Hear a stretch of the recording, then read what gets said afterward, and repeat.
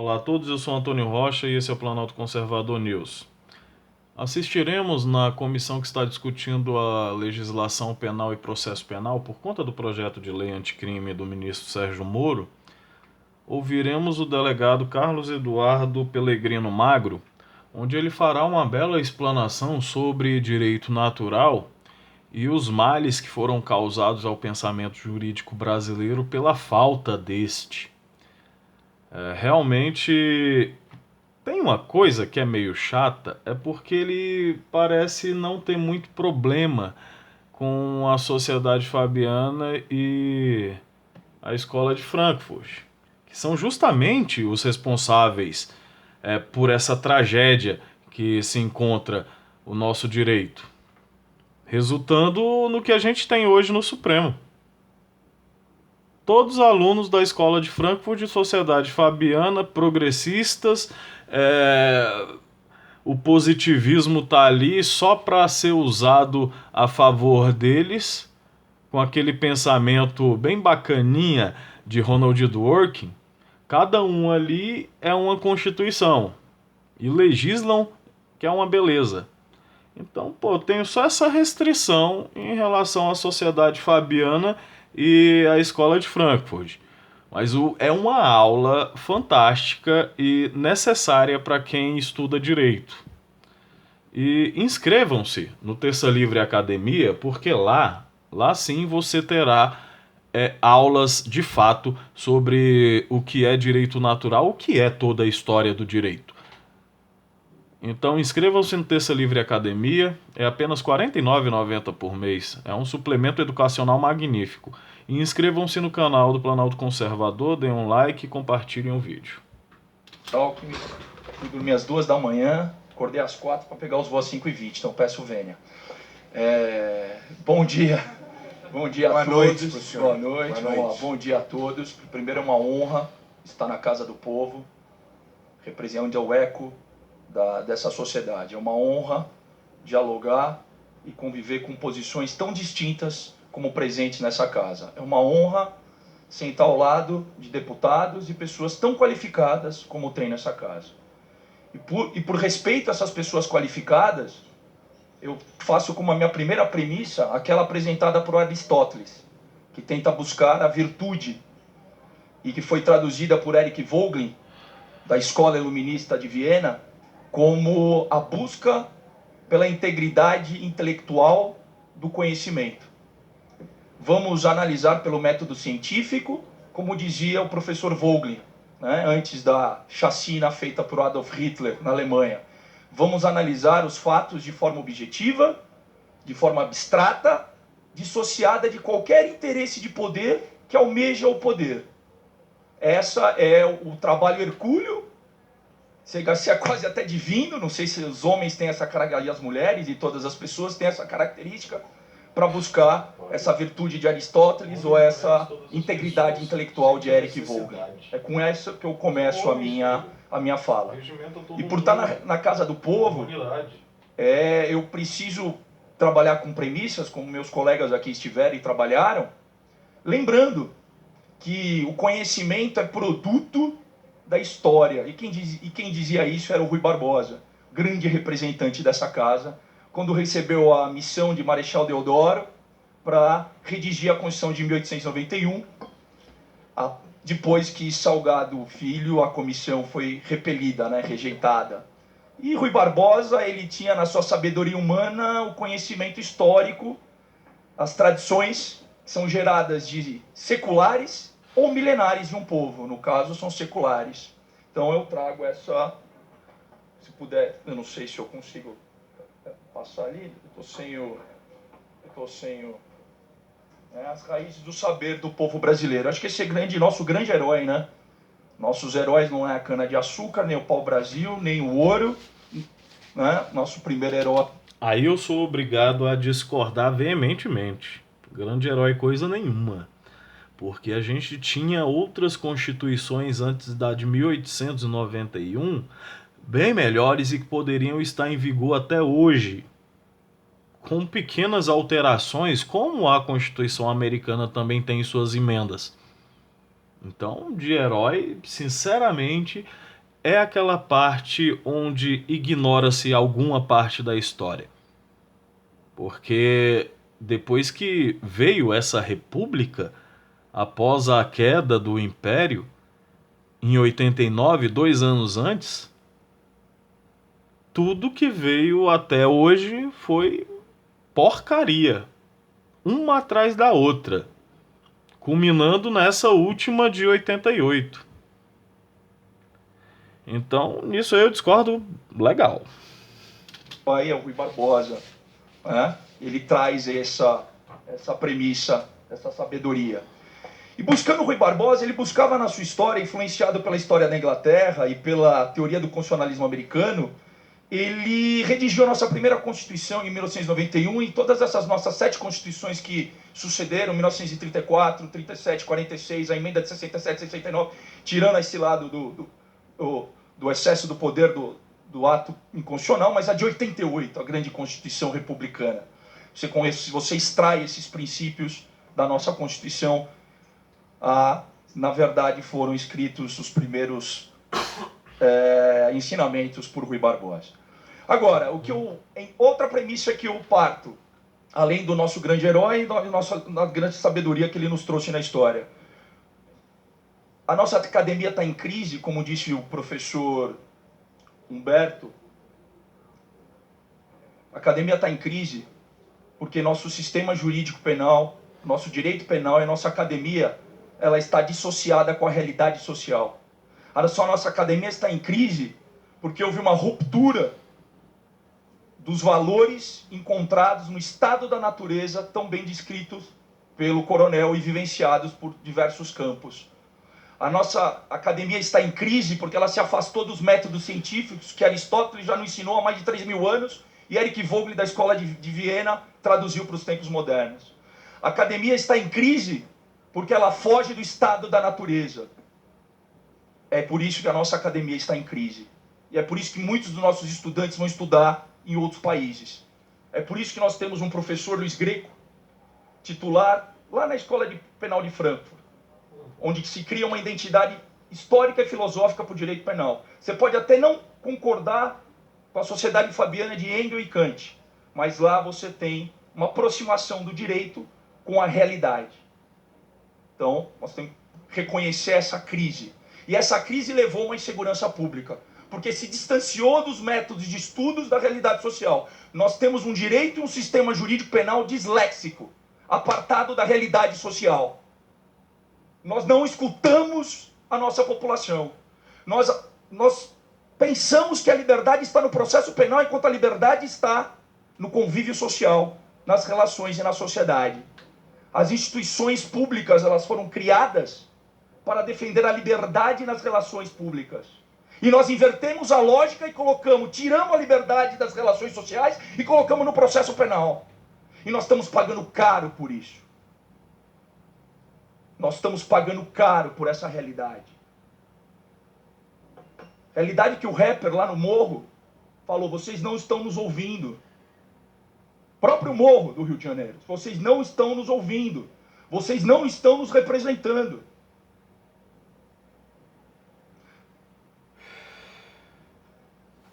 Não tem como analisar o direito fugindo da realidade. Não tem como analisar o direito sem as verdades autoevidentes dos direitos inalienáveis à vida e à liberdade e à busca pela felicidade. Tema central do trabalho de Rui Barbosa, que foi buscar lá na Declaração da Independência Americana, onde o cabeça era o Benjamin Franklin, a pena era Thomas Jefferson e o grande poder da oratória era John Adams. Não tem como fugir desse direito onde o poder é do povo. Não tem como fugir desse direito onde temos que construir autoridades na argumentação e não argumentos de autoridade.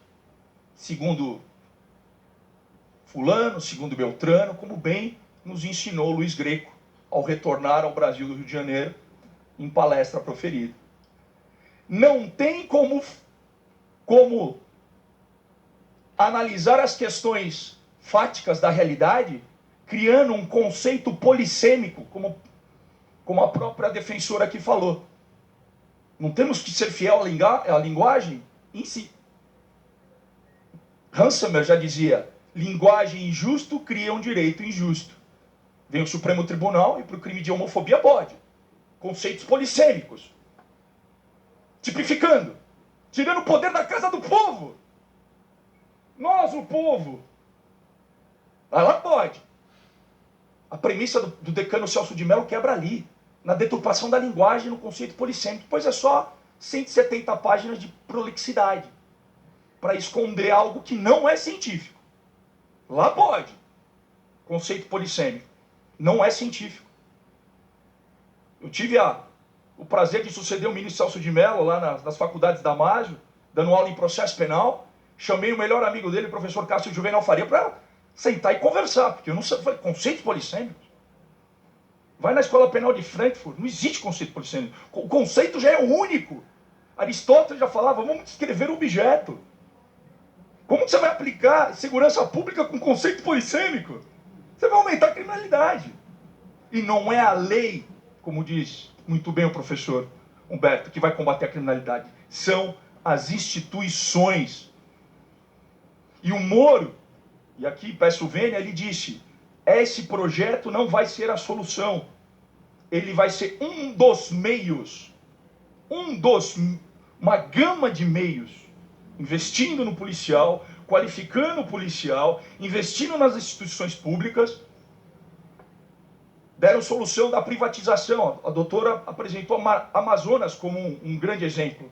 Amazonas não é um grande exemplo. Teve corrupção endêmica e sistêmica, onde o preço era R$3.000, passou a ser R$7.000. Basta consultar o Estadão. A grande solução, a privatização, aumentou a corrupção. O sistema não tem carceramento em massa, que é o problema da segurança pública. O problema é a ineficiência e a corrupção sistêmica e endêmica, onde se desvia um dinheiro até de câmeras e não se aplica o dinheiro na população carcerária, porque não dá voto. Esse é o grande problema, da ineficiência do sistema. Nós estamos analisando a consequência e não a causa.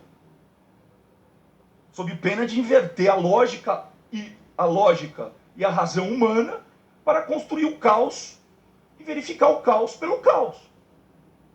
Também não é científico analisar a consequência e não analisar as causas. Não analisar a ineficiência, não analisar a corrupção endêmica, não analisar a corrupção sistêmica. Esse é o grande, eu parto dessas premissas, então, para começar a analisar o projeto. Friedrich Hayek, também, da Escola de Viena, da Áustria, antes da tomada de Hitler no poder, ele dizia o seguinte, direito de escolha e liberdade pressupõem responsabilidade para o filósofo político. O que nós, juristas, falavam, o que nós, na área do direito, falávamos obrigação. A nossa Constituição tem 196 palavras em direito, só tem 3 falando em obrigação. Obrigação e liberdade estão ombreadas lado a lado, pelo método científico. Direito de escolha pressupõe responsabilidade. Nós, do povo, cedemos uma parcela da nossa liberdade para o Estado, e o Estado não tem que ser gigante, ele tem que ser mínimo, mas eficiente, para que ele haja na proteção, na salvaguarda da nossa liberdade, dos nossos direitos inalienáveis. Essa é a função das instituições republicanas. Agir para salvaguardar quem? A liberdade, a vida, a sociedade, direitos inalienáveis na sociedade. O Estado não é onipresente nem onipotente. Já dizia John Locke, no segundo tratado sobre o governo civil, em 1690. Está passando. Em 1690.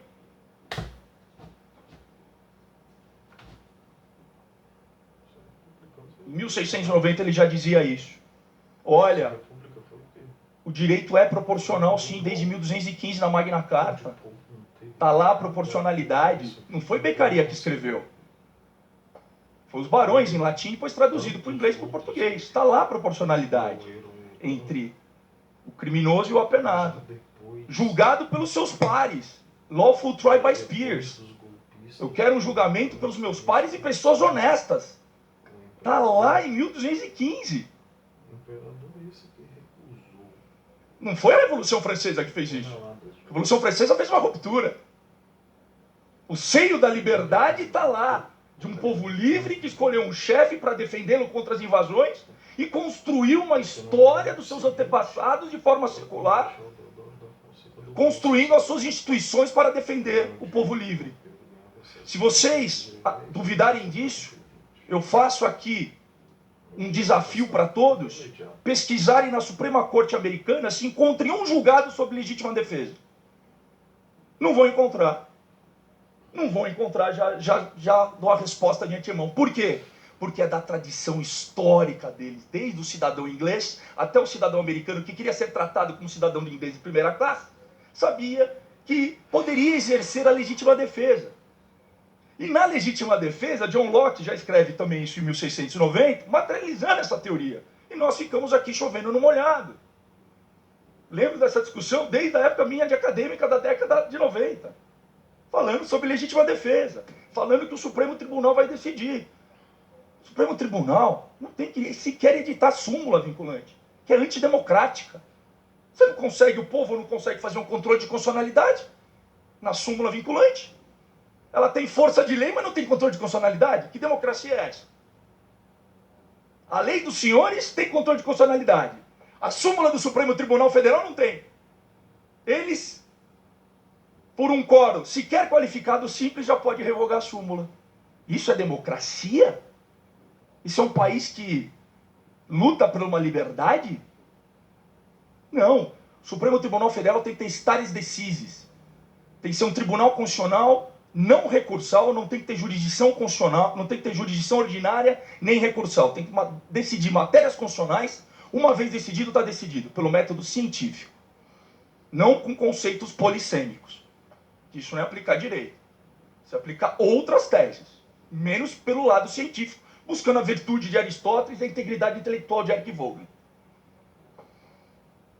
Vamos lá. O que dizia John Locke no século XVII, um século antes da Revolução Francesa?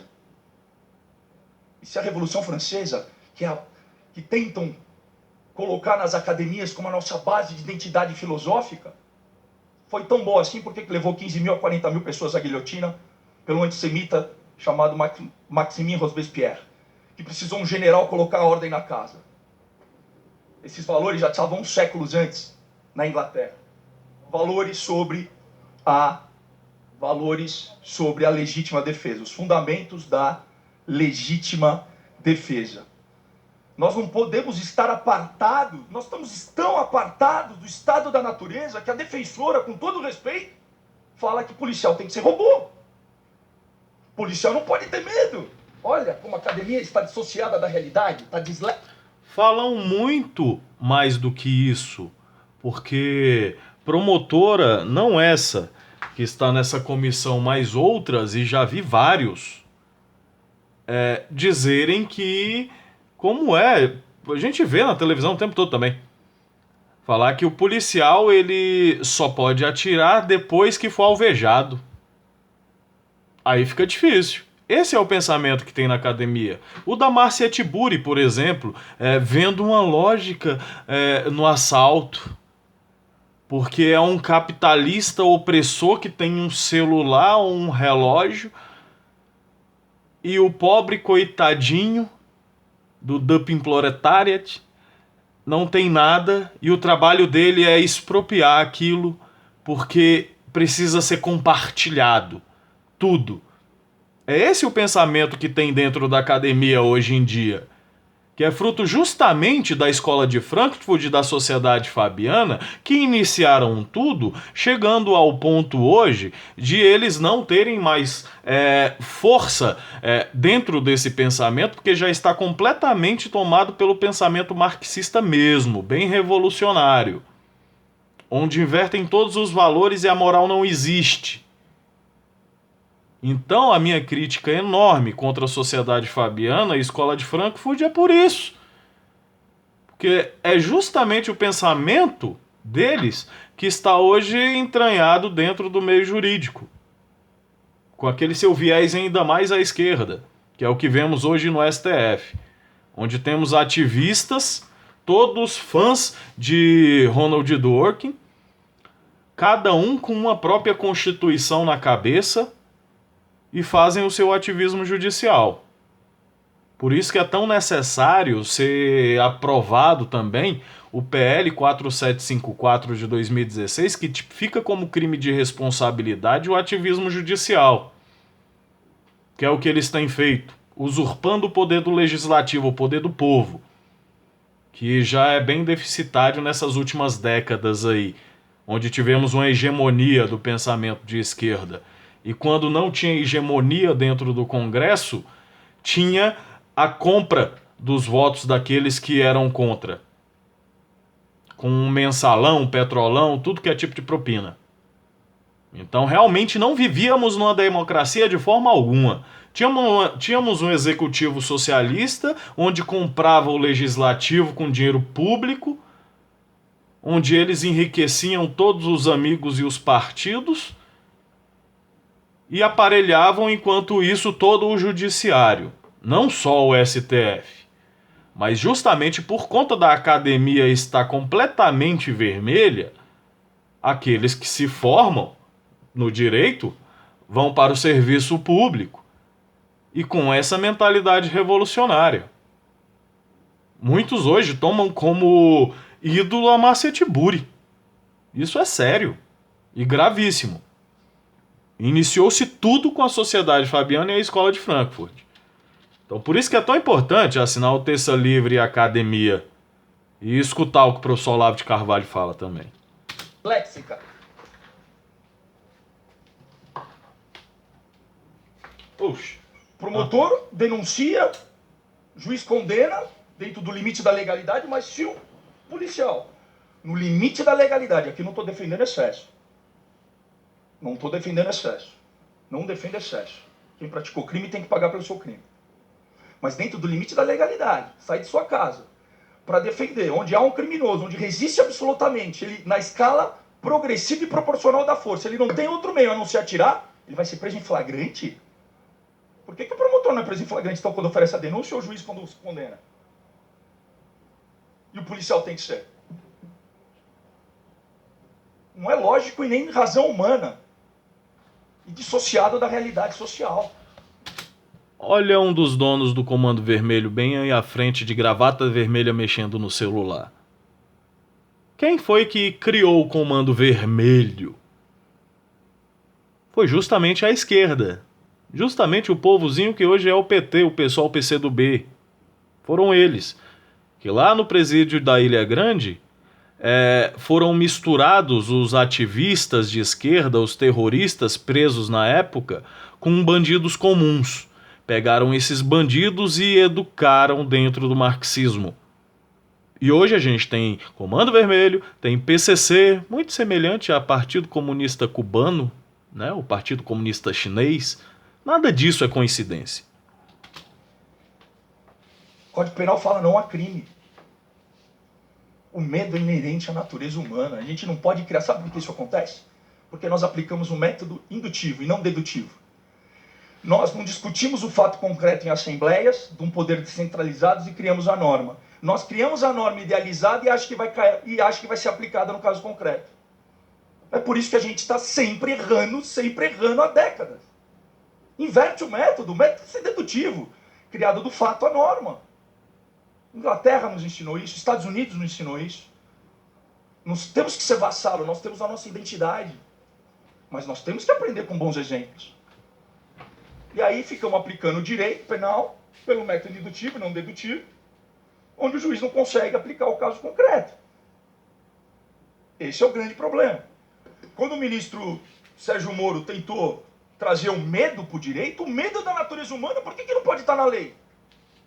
Ninguém sente medo? O policial não pode sentir medo, viu? É robô. Robô. Não pode sentir medo. Ele trouxe como uma exculpante culposa. Pasmem. Abre qualquer livro do Aníbal Bruno, Frederic Marx, sei lá em qual estado você for. Estuda lá, exculpante culposa. Nós ficamos num tecnicismo puro, de um positivismo puro, que não chega a lugar algum. Pelo contrário, matou 2 milhões de judeus. A legalidade não foi garantia para proteger eles. no regime nacional socialista. E nós ficamos com esse positivismo puro. Não é científico, porque ele está dissociado da realidade, do estado da natureza. E a liberdade é tão essencial ao povo, que se o criminoso, como um tirano, o faz, ele torna nós um escravo. Basta olhar as nossas casas e ir lá e ver as casas deles. Nós estamos prisioneiros nos nossos próprios lares. E o projeto aqui visa combater a criminalidade, grave, a criminalidade organizada e a criminalidade em relação a desvio de dinheiro público. Agora, outro problema que eu vejo no direito é essa ruptura da moral com o direito. Queremos um servidor público probo, mas analisamos ele pelo tecnicismo do direito. Probidade, ela não está desassociada à moralidade. Tocqueville já falava isso lá quando, antes da própria Revolução Francesa. Direito sem moral também não há sistema jurídico. Nós estamos numa crise moral nas academias, na segurança pública, fruto dessa corrupção endêmica e sistêmica. Então o Moro ele traz, só para entrar nesse assunto, eu acho que não tem que ser afastado, como disse a defensora. Tem que ser afastados os conceitos de reiteração, de habitualidade. Vamos pegar um exemplo da Califórnia. O Estado da Califórnia considera a habitualidade quando ele comete 4 vezes a mesma conduta. Vamos aperfeiçoar o projeto. É a essência dessa casa. Mas eu rogo a Deus, não se dissociem da realidade. Não fiquem apartados e disléxicos, discutindo o mesmo do mesmo há décadas. Então vamos aperfeiçoar esse conceito de habitualidade, que não é o mesmo sinônimo de reincidência, e é óbvio, é intuitivo. Qualquer aluno do primeiro ano de direito, do segundo ano de direito sabe.